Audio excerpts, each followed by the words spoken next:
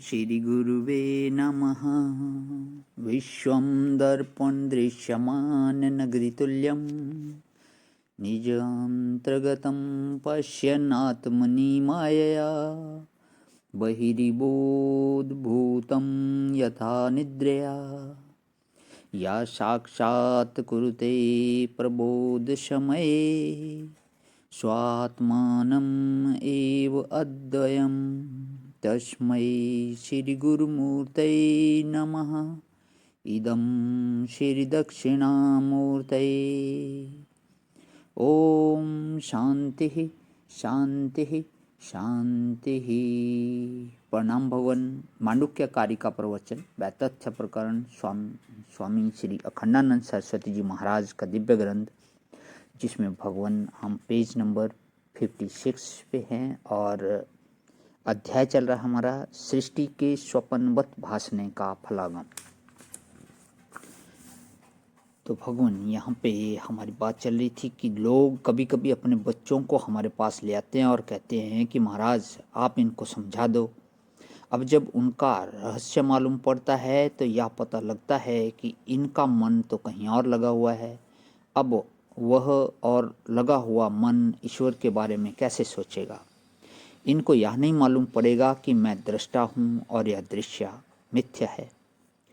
तो यहाँ से आगे करते हुए कि तो जिन लोगों ने दृश्य में आसक्ति कर रखी है, मोह कर रखा है, दुश्मनी कर रखी है, उनका मन परमात्मा के बारे में विचार करने में कैसे लगेगा।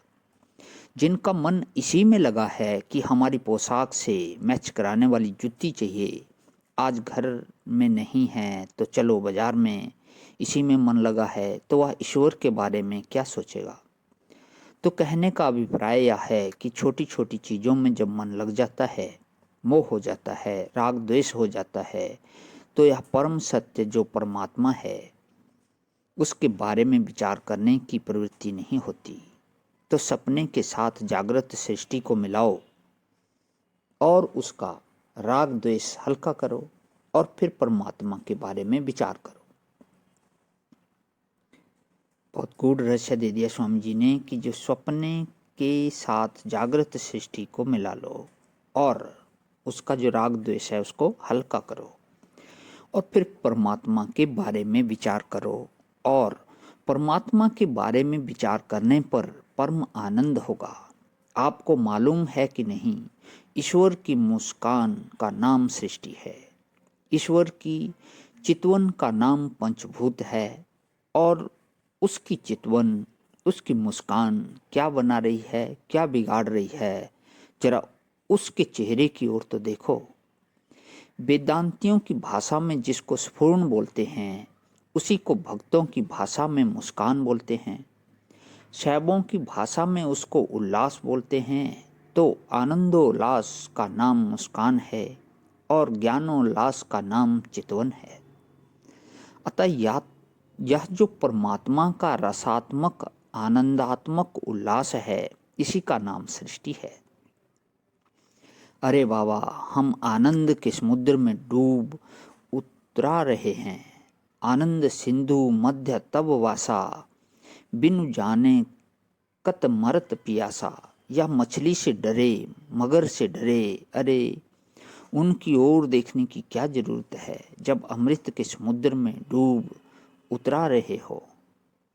धोबिया जल बिच मरत पियासा, जल में ठाड़ पिए न मूर्ख, अच्छा जल है खासा। तो यह परमानंद कंद परमात्मा अपना स्वरूप है। कंद माने मेघ, कम जलम ददाति इति कंदः, जो जल की वर्षा करे उसका नाम कंद। कम सुखम ददाति इति कंदः, जिसको खाने में खूब मजा आवे उसका नाम कंद। तो यह परमानंद कंद, परमानंद का घनी भाव, जिसमें दुख, अज्ञान और मृत्यु बिल्कुल है नहीं, ऐसे परमात्मा के पास रहकर लोग दुखी हो रहे हैं। क्यों? दुखी होने का कोई कारण नहीं है, बस आनंद ही आनंद है, परमानंद ही परमानंद है। प्रणाम भगवान। ओम शांति शांति शांति।